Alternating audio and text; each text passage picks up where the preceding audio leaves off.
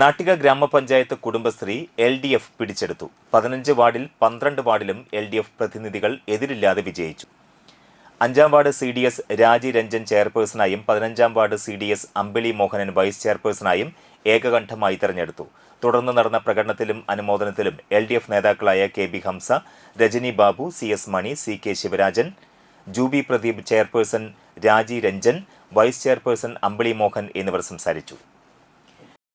15 CDS മെമ്പർമാരും അതുപോലെ തന്നെ CDS ചെയർപേഴ്സണും vice ചെയർപേഴ്സണും ഏകകണ്ഠമായി പ്രാവശ്യം തിരഞ്ഞെടുക്കപ്പെട്ടിരിക്കുകയാണ്.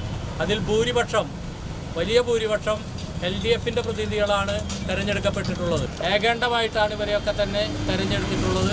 പ്രത്യേകം ഇവരെ CPMന് വേണ്ടി LDFന് വേണ്ടി ഓരോരുത്തരെയും പ്രത്യേകം അഭിവാദ്യം ചെയ്യുകയാണ്, അഭിനന്ദനങ്ങൾ അറിയിക്കുകയാണ്.